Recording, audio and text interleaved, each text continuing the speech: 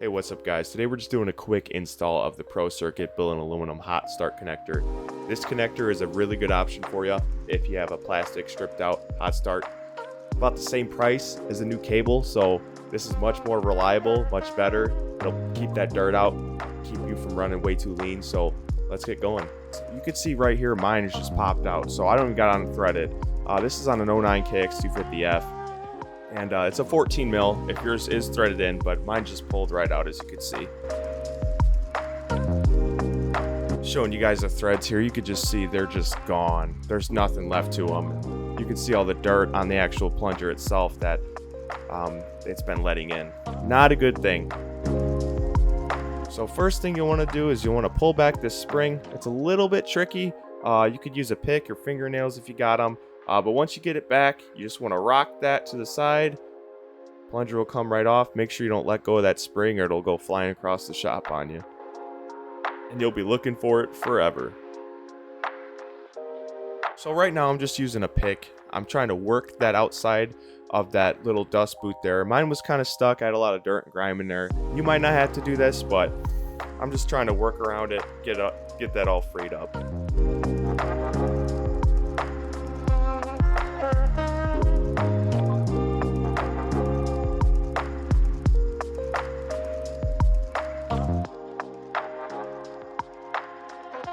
Once you get those freed, you'll just kind of pull opposite ways on them and it'll pop right off. Go pulling. Be a little bit stuck on there. It's not very easy to get off. There's that connector, a good view at it. You could take that, throw it right in the garbage.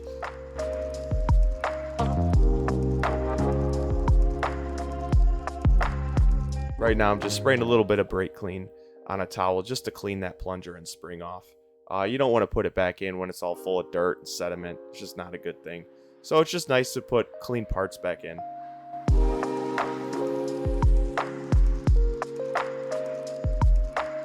Here I am getting the spring, nice and clean, ready to reinstall. Okay, so here I am sliding the new Pro Circuit Billet Aluminum piece on. One thing I did wrong here is you don't want to slide it all the way back into that rubber boot. You actually want to leave it a little bit off. If you do slide it back into that boot, it's going to be very challenging. And you might need a little bit of slack in that hot start cable, so right now I'm just giving myself some more slack. In order to get slack down at the hot start end of things, you'll just want to run that adjustment all the way in, so the actual hot start level will be nice and loose. You can see I got about another 3/16 of an inch out of there. Here we go. We're going to put the spring on. Hold that down. Once again, a little bit tricky. You don't want to let that go and have it go flying across the shop. And you want to start the plunger on the end where it's open. You'll kind of get it in there, and you'll just have to kind of work it. You're trying to push 90 degrees upwards. It can be a little challenging, but it'll go. See here how it works. There it is.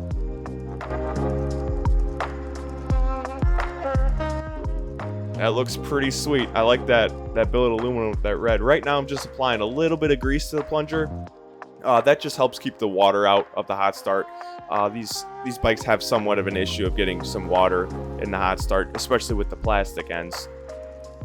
So right now I'm gonna go ahead and slide that into the carburetor. I've got the tank off, which makes my life a bit easier. You don't have to. You can struggle with the tank on. It's very doable, but my bike's in the process of being built right now, so it's basically down to the subframe.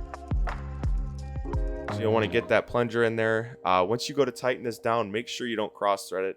You'll be in a world of headache. Right now I'm just moving the carb, just angling a little bit. I also took off the left side motor mount just to give myself a little bit more room. Make sure that it's going in straight. Tighten it down. You don't want to go crazy on the torque on it. Just when it seats, just give it a little bit more, about a quarter turn. Pro Circuit actually recommends you put a zip tie on the end. Helps keep that water out as well.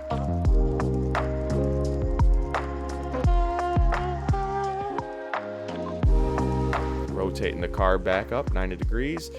Getting that slack out that I introduced.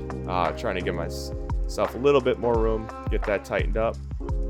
Snug down the lock nut. And there she is.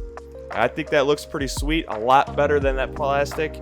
It's going to last a lot longer. I won't have to worry about running way too lean.